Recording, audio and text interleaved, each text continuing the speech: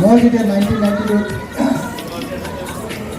যেতিয়া আহিছিলোঁ তেতিয়া মানে ৰাস্তা পদূলি অলপো নাছিলে, বহুত বেয়া আছিলে অৱস্থা। এইফালে সন্ত্ৰাস জৰ্জৰিত এৰিয়া, মোৰ এইবোৰ সমস্যাও নাছিলে, ইয়াতে আছিলে।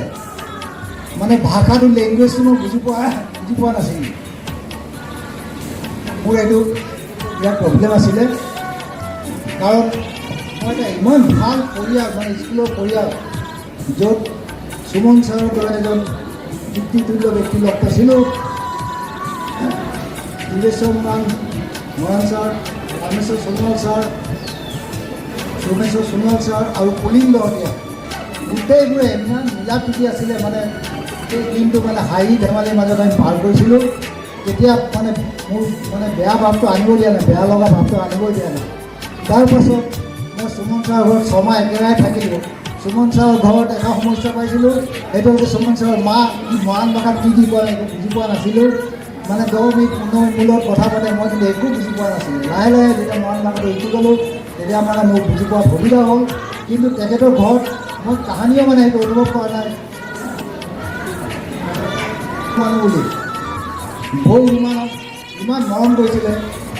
1 বছৰ মিছেছ এতিয়া বৰ্তমান প্ৰয়াত নাই, তেখেতে ইমান মৰম কৰিছিলে। মই কাহানিও ভবা নাছিলোঁ মই বাহিৰত ক'ৰবাত আছোঁ। তাৰমানে মই নিজৰ ঘৰত আছোঁ যেন লাগিছিলে। কিন্তু স্কুলত আহি এনেকুৱা এটা পৰিয়াল স্কুলৰ, যে মানে স্কুলতো মানে কোনো অসুবিধা হোৱা নাছিলে, মোৰ ঘৰত থাকিও অসুবিধা হোৱা নাছিলে। সেইভাগে মোৰ দিনবোৰ পাৰ হ'ল। তেতিয়া বৰডুমচাৰ পৰা ডিগবৈৰ পৰা বৰডুমচা আহিবলৈ 6 টকা ভাড়া লাগে, 6 ৰুপিজ, আৰু শ্বেয়াৰ টেক্সিবিলাকত ভাড়া আছিলে 20 টকা। মই সেই সময়ত বহুত কষ্ট কৰি 4 ঘণ্টা 3 ঘণ্টা 3.5 ঘণ্টা সময় লাগি, কেতিয়াবা ট্ৰাকত কেতিয়াবা বাছত তেনেকুৱাকৈ আহি ৰাতিপুৱা 6টা বজাত গাড়ীটো এৰে, 6টা বজাত এৰিলে টাইমটো পাৰ হৈ গ'ল আৰু গাড়ীয়ে নাই তাৰমানে। তেতিয়া ট্ৰাকত আহিব লাগে, নহ'লে কুন্দা গাড়ী, নহ'লে কিবা কয়লা গাড়ী, যেনে তেনে আহি পেলাই ইয়াত আহে মানে। এইফালে বাইচাইকেল, ৰাস্তা নাই। কিন্তু ইয়াত আহিবলৈ ভাল লাগে, কেলে ইমান ধুনীয়া আমাৰ স্কুলৰ পৰিয়াল, টিচাৰসকল। দিলেশ্বৰ মৰাণ ছাৰৰ লগত মই একেৰাহে বহুত দিন প্ৰায় 10 বছৰ কাল থাকিলোঁ। তেখেত ৰাতিপুৱা ভাত বনায়, যিহেতু ৰাতি মুনি নাপায়, ৰাতি মই ভাত বনাওঁ। কোনোবাই বিচাৰি কোনোবা আহিলে তেখেতক কয়, তাৰমানে পাল ছাৰৰ মানুহজনী ভাত বনাই আছে নেকি? দিলেশ্বৰ ছাৰক কৈছে, পাল ছাৰৰ মানুহজনী কি কৰি আছে? ভাত বনাই আছে। কাৰণ দিনতে তেখেতে ভাত বনায়, ৰাতি মই ভাত বনাওঁ, কোনো নেদেখে। তো গতিকে তেনেকুৱাকৈ আমি 10 বছৰ কাৰ্যকাল পাৰ কৰিলোঁ। কোনো কাজিয়া চাজিয়া একো নাই দিলেশ্বৰ ছাৰৰ লগত। আৰু দিলেশ্বৰ ছাৰে কিবা মই ধুনীয়া হ'ব লাগিছিলে।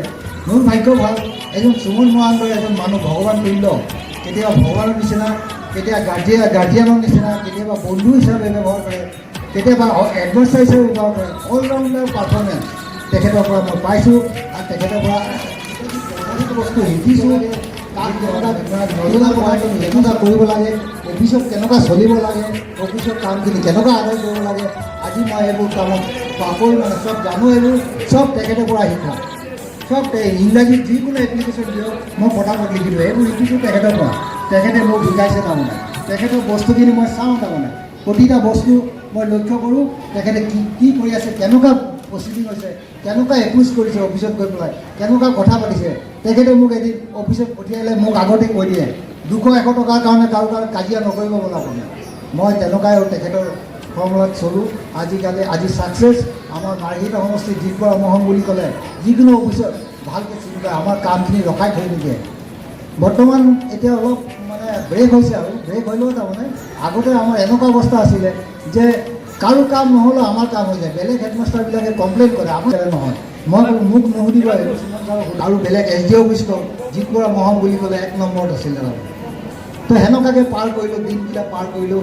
অসুবিধা একো নাই, কিন্তু অসুবিধা লাষ্টত গৈ পেলাই মৰাণ ভাষাটো শিকি ল'লোঁ মই। তেতিয়াতো ৰাইজৰ লগত খুব সোনকালে মই মিলি গ'লোঁ। মই ধেমেলীয়া প্ৰকৃতিৰ, মই ধেমালি কৰি ভাল পাওঁ, হাঁহি ধেমালিৰ মাজত জীয়াই থাকিব বিচাৰোঁ। মোৰ যদি